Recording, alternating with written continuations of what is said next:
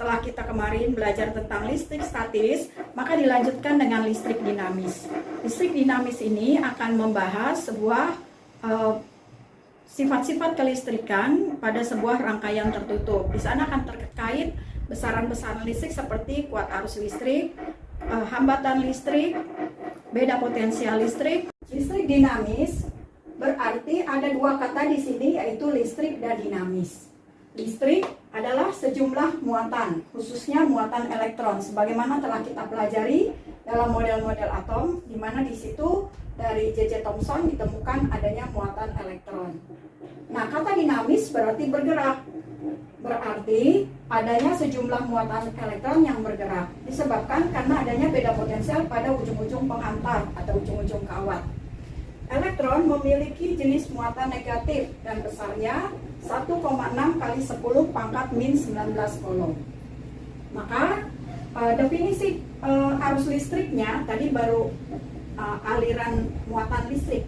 Sekarang arus listrik adalah besarnya muatan listrik yang mengalir dalam 1 detik. Maka kita simpulkan di sini bahwa kuat arus listrik adalah hasil bagi muatan dengan waktu, atau I sama dengan Q per T. Kita nyatakan dengan segitiga seperti ini, Q di atas, I kali T-nya di bawah. Nah, karena Q mengandung sejumlah muatan sebanyak N, maka Q sama dengan N dikali 1 muatan elektron. Untuk lebih jelasnya, kita lihat soal berikut ini. Ini adalah ilustrasi sebuah kawat, dan ini elektron-elektron yang bergerak melewati kawat. Nah, ini adalah gambar rangkaian listrik tertutup, di mana yang bertanda silang ini adalah lampu, kemudian yang berhuruf A adalah ampermeter, yaitu alat ukur kuat arus listrik. Lalu ini yang memiliki lambang seperti garis panjang dengan pendek, ini adalah sumber arus listrik searah atau DC. Kita misalkan sebuah baterai, ya, yang panjangnya bertanda positif, sedangkan yang pendeknya bertanda negatif. Soalnya sebagai berikut. Berapa banyak elektron yang melalui seutas kawat dalam 1 second agar ampermeter terbaca 0,80 mA. Jadi di sini ampermeternya terbaca 0,80 mA. Berarti di sini arus listrik telah keluar dari baterai menuju lampu dan terbaca di ampermeter, besarnya adalah 0,80 mA. Waktunya selama 1 second. Ya, kita buat dulu diketahuinya. Diketahui yaitu waktunya 1 second, kemudian muatan listriknya, ampermeternya berarti kuat arus listriknya 0,80 mA. Ini kita rubah ke ampere, miliampere ke ampere adalah 10 pangkat min 3 ampere, sama seperti milimeter ke meter. Kemudian muatan elektron 1 buah adalah 1,6 kali 10 pangkat min 19 kolom. Tanda negatifnya nggak usah kita masukkan. Ya, yang ditanya adalah N. Maka kita selesaikan dengan menggunakan rumus, yaitu Q sama dengan I kali T. Maka kita sebelum mencari berapa besarnya N, maka kita harus mencari dulu Q-nya. Q adalah I kali T. Maka di sini 0,8 kali 10 pangkat min 3 ampere dikali 1 detik. Maka jawabannya adalah 0,8 kali 10 pangkat min 3 kolom. Nah, 0,8 kali 10 pangkat min 3 kolom itu ada berapa banyak elektron di dalamnya.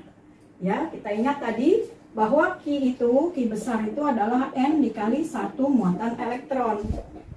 Maka mencari jumlah elektronnya adalah Q besar dibagi dengan Q kecil, yaitu 0,8 kali 10 pangkat min 3 dibagi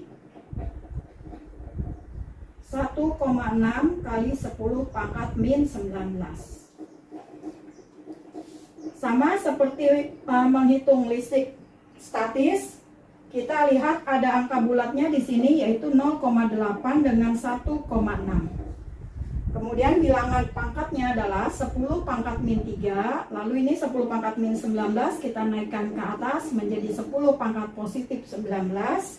Supaya memudahkan perhitungan, maka bilangan yang 0,8 kita kalikan 10, yang 1,6 juga kita kalikan 10. Artinya kita perlakukan sama atas dan bawahnya. Maka 0,8 menjadi 8 dan 1,6 menjadi 16. Bilangan pangkatnya 10 pangkat min 3 ditambah 19 adalah 10 pangkat 16. Maka jawabannya adalah 0,5. 8 dibagi 16 itu 1/2 atau 0,5 kali 10 pangkat 16 elektron.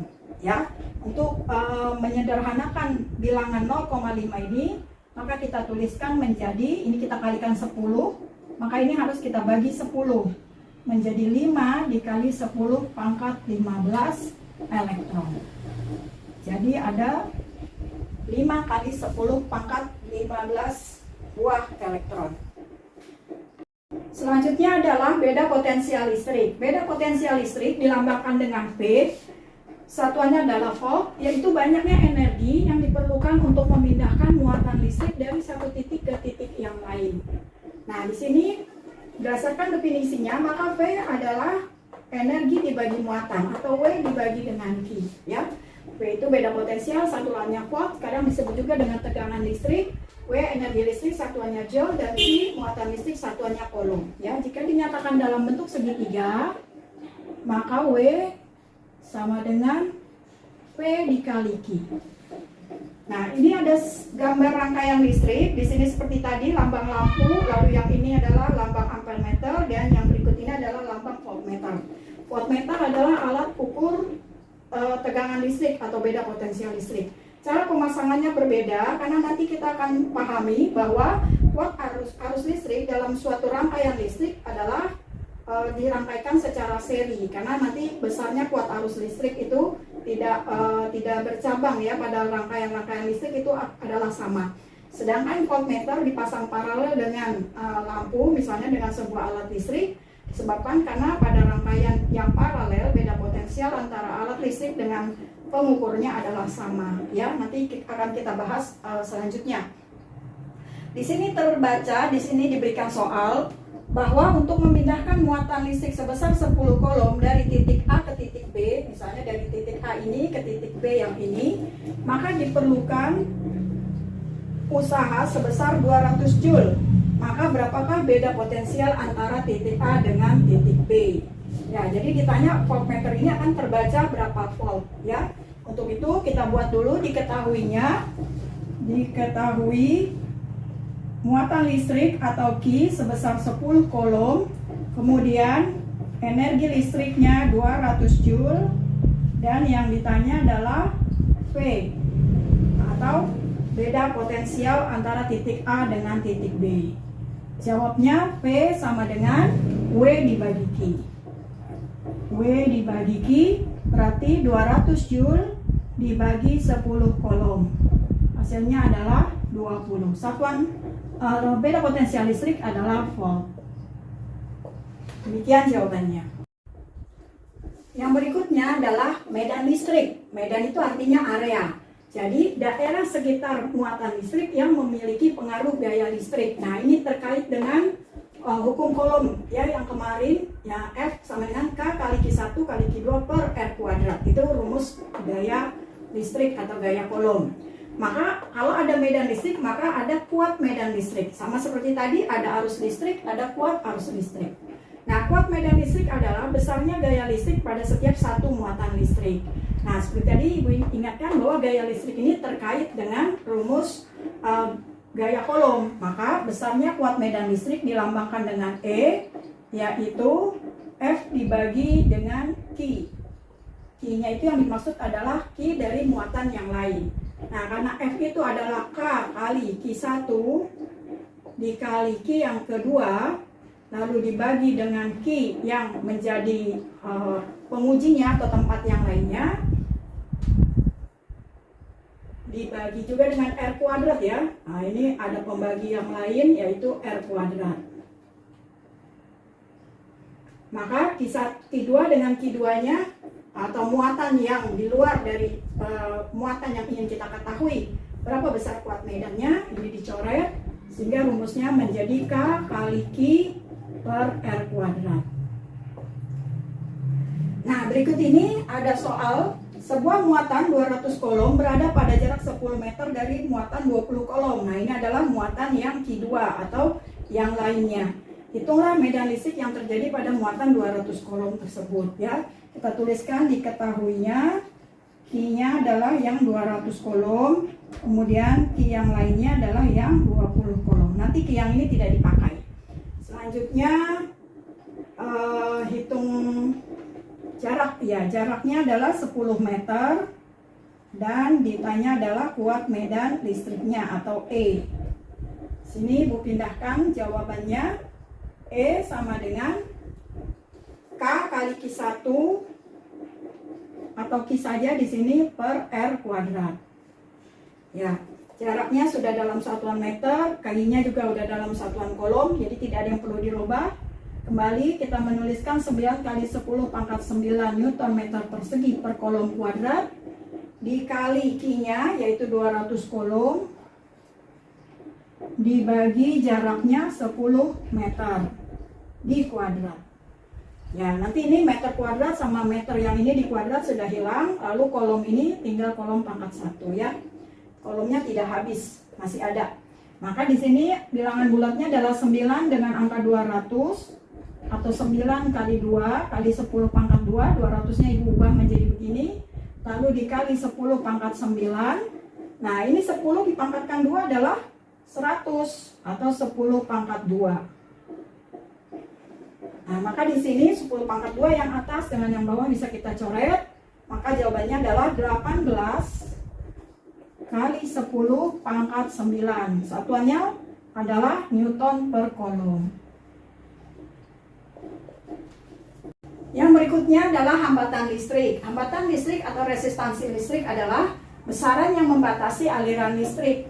Ya, misalnya aliran listrik pada sebuah kawat itu terbatasi oleh panjang kawat, luas penampang kawat, dan jenis bahan pembuat kawat. Ya, maksudnya begini. Makin panjang kawat itu, maka hambatan yang dialami oleh muatan-muatan listrik yang mengalir tentu makin besar. Makin panjang kawatnya, makin besar hambatannya. Luas penampang kawat. Nah, maksudnya ada kawat yang berpenampang besar, ada kawat yang berpenampang kecil. Nah, kawat yang berpenampang besar ini memiliki hambatan yang lebih kecil, sedangkan yang kawat dengan penampang yang lebih kecil akan mengalami hambatan listrik yang besar. Ya, kita bayangkan aja seperti aliran air pada sebuah selang.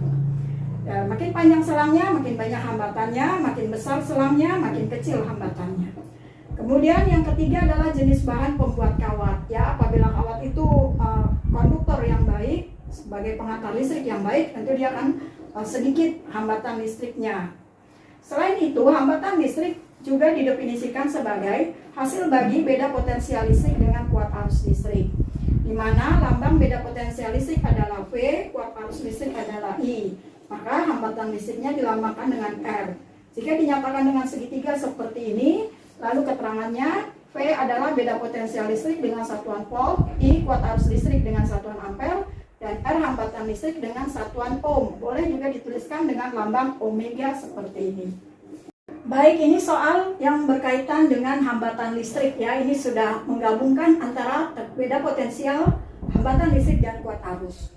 Sebuah sumber listrik beda potensialnya 7,5 volt. Nah, ini sumber listriknya yaitu baterai, dihubungkan dengan ampere meter dan voltmeter serta sebuah lampu dengan kawat-kawat sebagai penghubungnya. Kuat arus listrik yang terbaca di ampere meter adalah 0,5 ampere. Berapakah besar hambatan pada lampu jika hambatan pada kawat-kawat diabaikan karena sangat kecil? Ya. Jadi di sini 7,5 volt pada sumber listrik itu sama dengan 7,5 volt pada lampu. Dengan anggapan bahwa hambatan pada baterai itu tidak diperhitungkan. Kemudian hambatan pada kedua alat listrik ini juga sangat kecil sehingga tidak diperhitungkan. Nah, jadi kesimpulannya pada lampu ini telah mengalir kuat arus sebesar 0,5 ampere. Jika dilambangkan seperti ini kuat arusnya 0,5 ampere dan beda potensialnya 7,5 volt. Kita tuliskan diketahuinya. Diketahui beda potensialnya adalah 7,5 volt. Kemudian kuat arusnya 0,5 ampere. Ditanya besarnya hambatan listrik atau R. Jawabnya kita buat dulu segitiganya. Nah, maka R sama dengan V dibagi I. Sama dengan 7,5 volt dibagi 0,5 ampere. Bilangan yang atas kita bagi 10, kita kali 10, yang bawah juga kita kali 10, sehingga menjadi 75 dibagi 5. Hasilnya adalah 15. Satuan hambatan listrik adalah ohm. Nah, seperti itu soal yang terkait sudah terkait dengan 3 besaran ya, kuat arus, medan beda potensial, dan hambatan listrik. Demikianlah penjelasan Ibu tentang listrik dinamis yang ada kaitannya juga dengan listrik statis. Semoga bermanfaat dan dapat kalian pahami untuk melanjutkan menyelesaikan latihan-latihan soal yang lain. Akhir kata, Ibu ucapkan terima kasih.